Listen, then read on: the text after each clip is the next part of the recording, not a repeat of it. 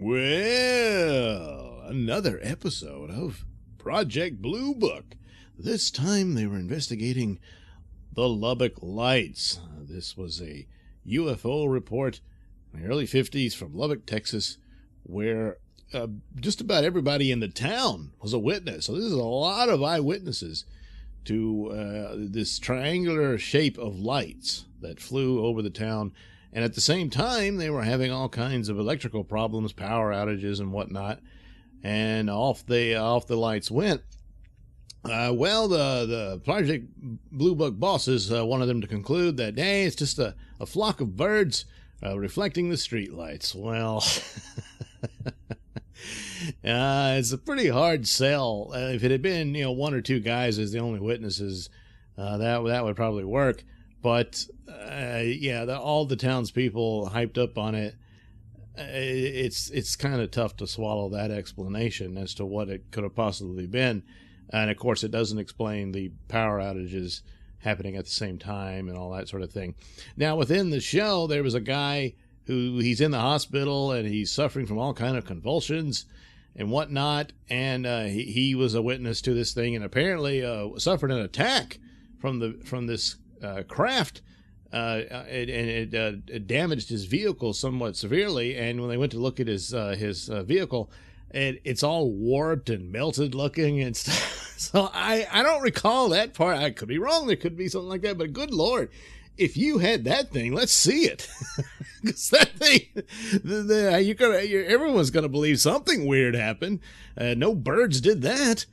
But this is the problem with this show. It takes an enormous amount of leaps and with dramatic license, to sex it up. And literally, because they're the lesbian affair that almost happens is still going on. The spy returns, and despite the beatnik bar that she took Mimi to in last episode, they're good friends, and she helps her build an atomic bomb shelter. Yeah, then they're hyping that all up because at the time, the fears of a nuclear war between the United States and Soviet Union. And so bomb shelters were all the rage. And so Mimi, she's having one built. And this plays into there is an era of paranoia and fear.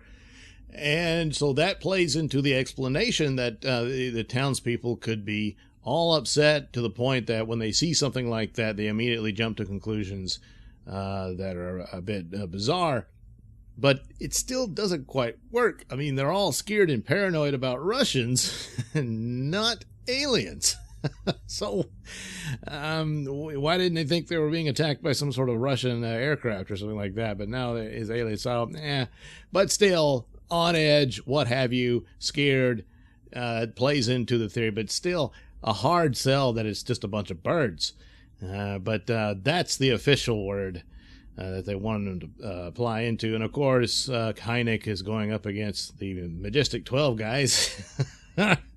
And even though he and Quinn, his partner there, actually witnessed the UFO, they're in the car. Or no, Hynek is outside and Quinn's in the car. And then the car starts to react, I guess, similar to what the other witness went through, except his car is not all warped and everything, and Quinn's not in the hospital with convulsions, although they showed he had a slight tremor in his hand back at his office at the end of the show, and apparently he went to touch a lamp, and it went off. It's like the bulbs exploded.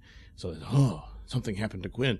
So I don't know if they will reveal that later on in life he developed Parkinson's disease or something like that, but... So he's in the car and it's shaking all over the place, and he manages to get out, and they both see the UFO flying away. So they're both witnesses to this, but of course he's Air Force and he's under orders to sit there and just keep going with the basic story that it was birds mistaken for UFOs and all that. And Hynek's, damn it. But going forward, Quinn is going to still be playing the part of the skeptic when they're alone together in these investigations. I mean, that's not going to fly. I mean, you saw the damn thing. That wasn't birds. And so how do you keep this template of the show going if that's what they'll do?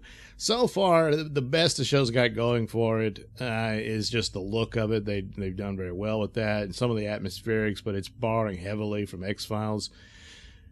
And that's about it. If you're interested in these UFO stories, I can understand it to some degree, but then you've already heard these. You know, these are all the old ones, and it's going back through them, and then adding things to it that didn't really happen.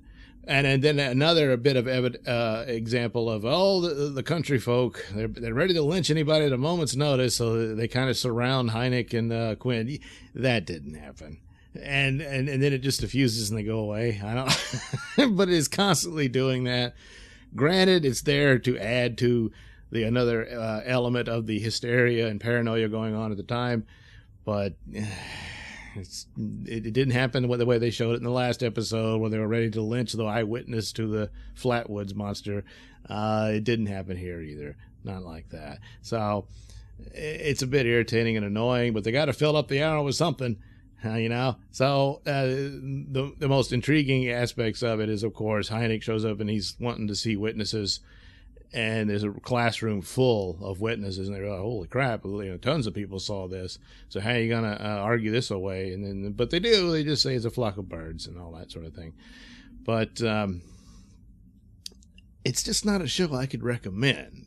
I'm gonna keep watching it, at least for this season. I don't know that it'll make another one, but it doesn't really belong on History Channel. But then again, History Channel isn't really the History Channel and hasn't been for years.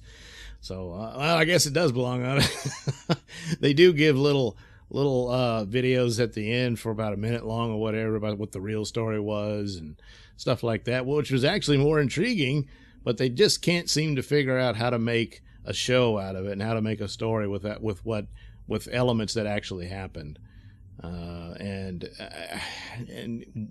I don't know. Does anybody know that there was a lesbian romance with Mimi, Hynek's wife, Mimi? I don't know. But well, maybe so. I don't know. But it's just another one of these things they throw in because, well, we got to fill up the time with something. And pretty obvious that's what they're doing with that. But so this episode, again, same problems, like I said, too much dramatic license with details that obviously didn't happen. So it's 2 stars because effects are good. The look they did a good job on that. The actors are okay. They're just not giving them anything to really work with. So there you go. Project Blue Book, The Lubbock Lights. Yeah. Thanks for watching and listening. Say, while you're here, why not like and subscribe? Yeah. Share it with your friends. Be the envy of your friends. And check out the link description below. That'll take you to my mini stores that have plenty of goodies for you.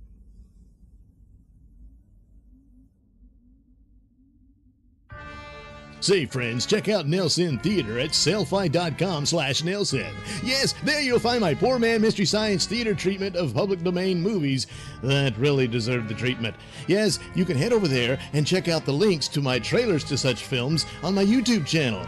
Yeah, you can preview them and then head over back to sellfy.com/Nailsin and purchase yourself some Mr. Nailsin treatments of movies. I'll be right there to guide you through it.